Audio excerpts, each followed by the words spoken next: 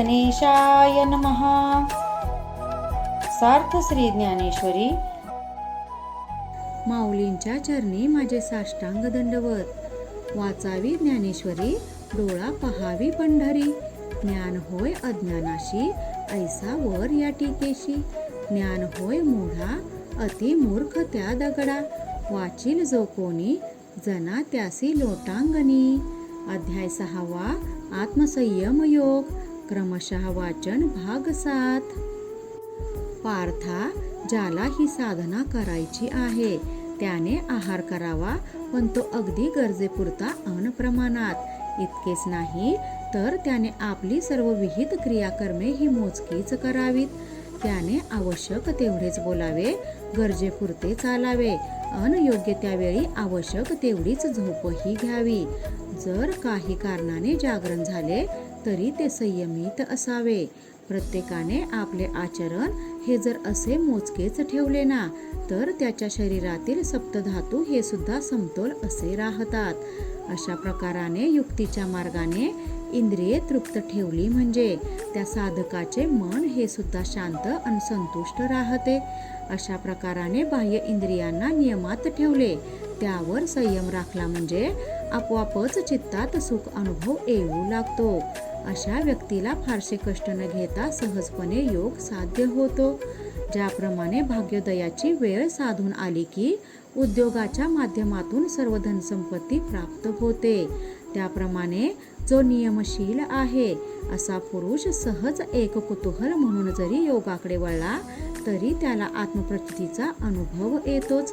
या कारणानेच अर्जुना, जो खरोखर नशीबवान आहे तो युक्तीने मोक्षाच्या राज्यावर जाऊन विराजमान होतो. जर नियमित संयमी पुरुषाला ही योग साधना करण्याची इच्छा झाली तर तो अगदी त्रिवेणी संगमच मानावा. अशा साधकाचे मन हे आत्मस्वरूप प्राप्ती साधनेच्या जागी क्षेत्रसन्यास घेऊन स्थिर होते. असा जो साधक तोच खरा योगी मानावा. त्याचे शांत स्थिर मन म्हणजे जणू काही जिथे जराही वारा नाही म्हणून स्थिर झालेल्या दिव्याची ज्योतच जणू. आता असं बघ की तुझ्या जे काही मनात आहे ना तेच मी तुला सांगणार आहे. त्यासाठी तू हे निवेदन लक्षपूर्वक ऐक. अर्जुना, एकीकडे तर तुला हा योग साधावा ही इच्छा आहे, पण दुसरीकडे आपण त्या पात्रतेचे योग्यतेचे आहोत का नाही असे तुझे मन शंकित आहे. त्यामुळे आपल्या हातूनही साधना होईल का नाही अशी तुला भीतीही वाटते आहे का? अर्जुना, ही अशी भीती मनात येणे प्रथम स्वाभाविक असले तरी तू मात्र भिवू नकोस, कारण इंद्रिये साधकाच्या मनाला अशी भीती दाखवत असतात.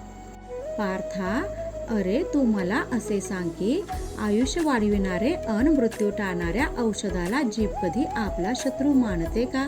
त्याप्रमाणे पारमार्थिक हितास उपयुक्त असणारी उपासना त्या विषयभोगी इंद्रियांना दुःखदायक वाटणारच, पण खरं तर या साधनेसारखी सोपी अनसाधना नाही, कल्याणाचे साधन नाही. माणसाची इंद्रियेही आम्ही सांगितलेल्या आसनाच्या जोरावर जो ही साधना करण्यास प्रारंभ करेल तोच त्या इंद्रियांचे निरोध करू शकेल. ज्यावेळी या साधनामुळे इंद्रियांचे नियमन होते त्याचवेळी स्थिर चित्त हे त्या परमात्म्याच्या भेटीसाठी जाते. चित्त हे नेहमी पुढे पुढे धावत असते, परंतु जेव्हा ते मागे फिरते तेव्हा त्यास आत्मदर्शन घडते. त्यावेळी त्यास अहम ब्रह्मास्मी याची ओळख होते. एकदा का ती स्वची खरी ओळख झाली म्हणजे तो जीव साधक अभ्यासक योगी हा सुखासनावर बसतो. तो अंतरीच्या परमोच्च आत्मनंदात लीन होतो, ज्यापेक्षा जाणून घ्यायचे अन्य दुसरे काहीच नाही. ज्याला इंद्रिये कधीच जाणत नाहीत असे जे आत्मतत्व त्याच्याशी जीव रमून जातो.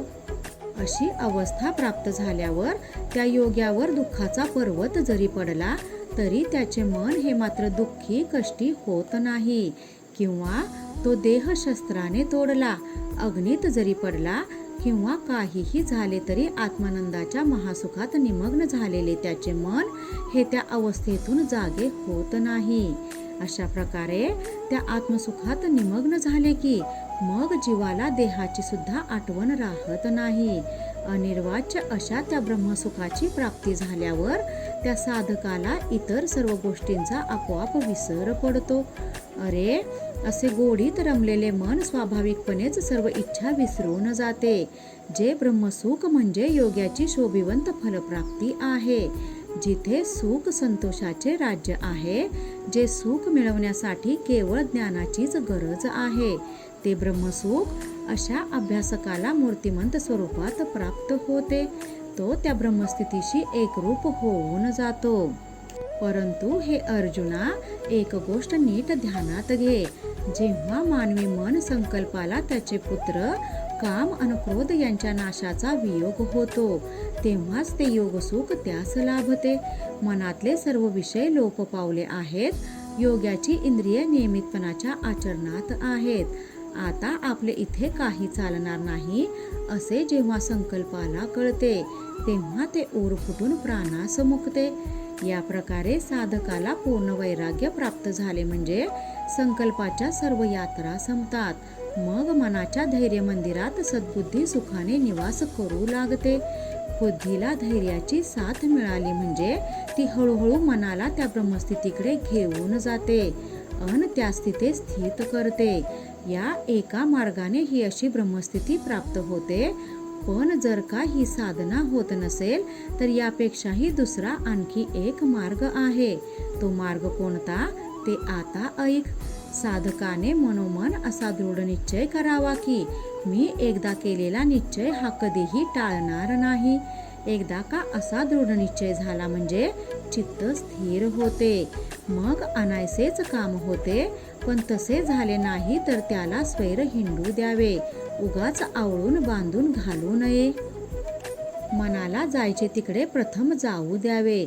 मग त्याला निश्चयाने तेथून ओढून काढून मागे आणावे. हे असे वारंवार करीत गेले की हळूहळू मनालाही स्थैर्याची सवय लागते. पुढे तर योगाला अशी प्रचिती येते की ते स्थिर शांत झालेले मन हेच त्याला त्याच्या उचित ब्रह्मस्थिती प्राप्तीच्या साध्यापर्यंत घेऊन जाते. मग जीवात्मा त्या मूळ आत्मस्वरूपाशी तद्रूप होऊन द्वैत्यभाव लोप पावेल. उभयतांच्या ऐक्यतेजाने त्रैलोक्य प्रकाशमान होईल. जसे आकाशात दिसणारे ढग हे एक एक करून विरून गेले की आकाश हे जसे स्वच्छ निरभ्र दिसते, तसेच चित्ताचा लय झाला की ब्रह्मैक्य अवस्था प्राप्त होते. हाच या योगाचा खरा लाभ आहे. अर्जुना, अनेक अभ्यासक या सोप्या योगमार्गाने संकल्प विकल्परहित मनोअवस्थेने या योगस्थिती लाभाने सुखावले आहेत. ज्याप्रमाणे पाण्यात टाकलेले मीठ हे त्या पाण्यातच विरून जाते, वेगळे राहत नाही, तसा या मार्गाचा योगी परब्रह्म पदाला पोहोचतो. जेव्हा हे असे जीवाशिवाचे ऐक्य घडून येते तेव्हा त्या योग्याच्या जीवनात खरी स्वानंदाची दिवाळी साजरी होते. याप्रमाणे योगी हा आपल्याच पायांनी आपल्या पाठीवर चालतो. अर्जुना, आता तुला मी सांगितलेला हा साधना मार्गही अवघड वाटत असेल, हे तुला जमणार नाही असे वाटत असेल तर दुसरा आणखी एक उपाय सांगतो, तो तू ऐकून घे. कृपा त्या ज्ञानेश्वरीची, करून घ्या शुद्धी भक्तीने अंतरंगाची. रामकृष्ण हरी. गीता भागवत ज्ञानेश्वरी.